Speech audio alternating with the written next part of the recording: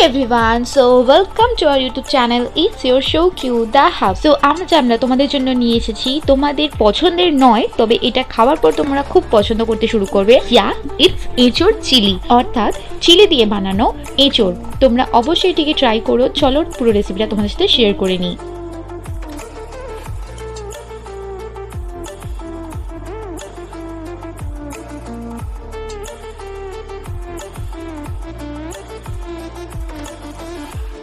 And guys, don't forget to like, comment and subscribe.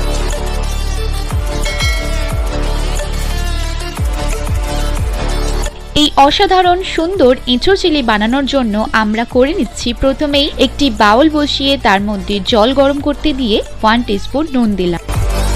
এখন কেটে রাখা এঁচোড়গুলোকে একবার দেখিয়ে দিই। এই রকম ট্রিপল সাইজ পিস করে আপনারা কেটে নেবেন আর এটিকে আমরা ওই গরম জলটির মধ্যে একে একে দিয়ে দিলাম। এখন এটিকে 5 to 10 মিনিটস এইভাবেই জলের মধ্যে স্টিমের জন্য ছেড়ে দেব। এর ফলে খুব সুন্দর সেদ্ধ হয়ে যাবে।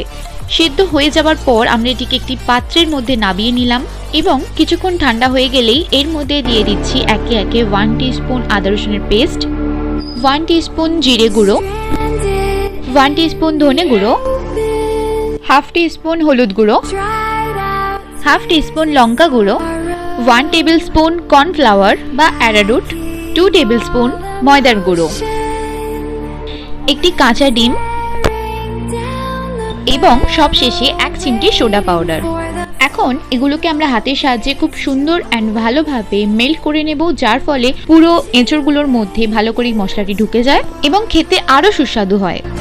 আমরা এর মধ্যে সামান্য পরিমাণ জল অ্যাড করতে করতে এটিকে ভালো করে মাখিয়ে নিচ্ছি। এরপর এর মধ্যে দিচ্ছি 1 টিস্পুন সয়া সস এবং এরপর এটিকেও ভালো করে হাতের সাহায্যে মাখিয়ে নিলাম এবং এটিকে আমরা চাপা দিয়ে রেখে দিচ্ছি 30 মিনিট। এরপর ওভেনের মধ্যে একটি কড়াই বসিয়ে তার মধ্যে ডিপ ফ্রাই করার মতো পরিমাণ অনুযায়ী তেল দিলাম। তেলটি সামান্য পরিমাণ গরম হয়ে গেলেই আমরা এর মধ্যে একে একে ম্যারিনেট করে রেখে দেওয়া এঁচোড়গুলি দিয়ে দিচ্ছি। গ্যাসটিকে মিডিয়াম ফ্লেমে রেখে আমরা এঁচোড়গুলিকে খুব সাবধানে ছেড়ে দিচ্ছি এবং এইভাবেই 2 থেকে 3 মিনিট আমরা স্টে করতে দেব, যার ফলে এর শেপটা নষ্ট না হয়ে যায়।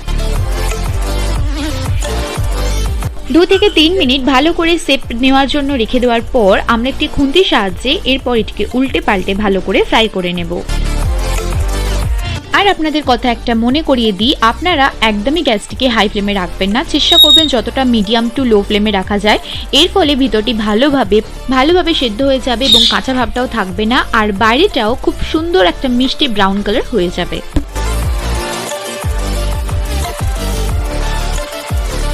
ফ্রাই করতে করতে আপনারা এঁচোড়গুলোকে চেক করতে পারেন ভিতরটা সেদ্ধ হয়েছে কিনা, ভিতরটা ভালোভাবে ভাজা হয়েছে কিনা, কাঁচা অংশটা নেই তো। এইভাবে চেক করতে করতে ফ্রাই করে নেওয়ার পর আমরা একটি সার্ভিং প্লেটের মধ্যে এটিকে তুলে নিচ্ছি। রান্নার সাথে সাথে আপনাদের একটা ছোট্ট ইনফরমেশন দিয়ে রাখি, আপনারা যদি কোনো রকম কিচেন টুলস পারচেস করতে ইন্টারেস্টেড থাকেন দেন আমাদের এই ডেসক্রিপশন বক্সটি লিঙ্ক থেকে সোজা পেয়ে যাবেন আপনাদের মনের পছন্দের কিছু জিনিস, আর আপনারা সরাসরি সেখান থেকে সেটিকে পারচেস করে নিতে পারেন। দেন চেক ইট আউট। এখন আমরা ওভেনের মধ্যে আরো একটি কড়াই বসিয়ে তার মধ্যে 2 চা চামচ মতন তেল অ্যাড করলাম। তেলটি সামান্য গরম হয়ে গেলে এর মধ্যে দিচ্ছি 1 টিস্পুন ঘি এবং তেলটি দুটোই গরম হতে হতে এর মধ্যে দিয়ে দিচ্ছি 1 টিস্পুন আদা রসুনের পেস্ট।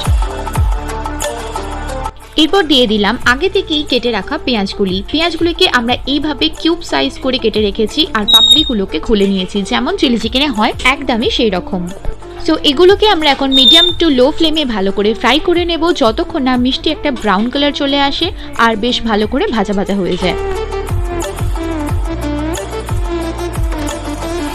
সামান্য পরিমাণ ভাজা হতে হতেই আমরা এর মধ্যে দিয়ে দিচ্ছি আগে থেকে কেটে রাখা ক্যাপসিকামগুলি। এখন ক্যাপসিকাম আর পেঁয়াজগুলোকে আমরা একসাথে ভালো করে ফ্রাই করে নিচ্ছি।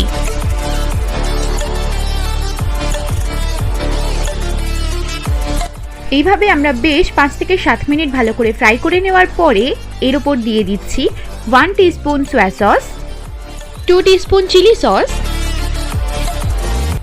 1 টিস্পুন টমেটো সস এবং এগুলোকে একসাথে ভালো করে আমরা মিক্স করতে থাকবো।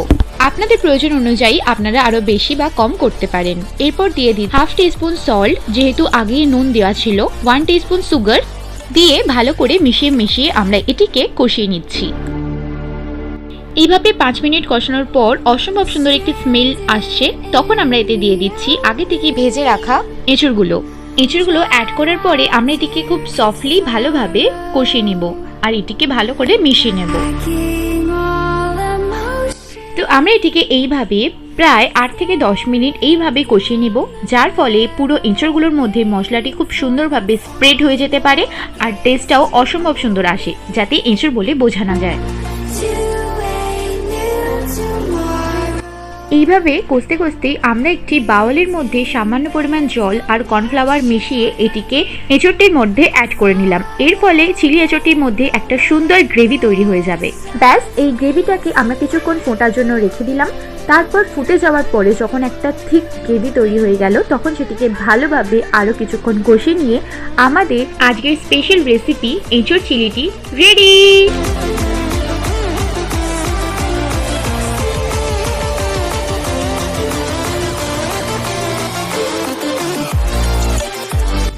ভিডিওটা কেমন লাগলো আমাদেরকে কমেন্ট বক্সে অবশ্যই জানিও। আই হোপ তোমাদের ভিডিওটা অনেক ভালো লেগেছে। ভালো লাগা পরে আগে তোমরা চটপট বাড়িতে এটাকে বানিয়ে নাও, সবাইকে টেস্ট করাও। আর ভিডিওটি ভালো লেগে থাকলে অবশ্যই লাইক, কমেন্ট, শেয়ার করতে একদম ভুলবে না। চ্যানেলটিকে অবশ্যই সাবস্ক্রাইব করে দিও।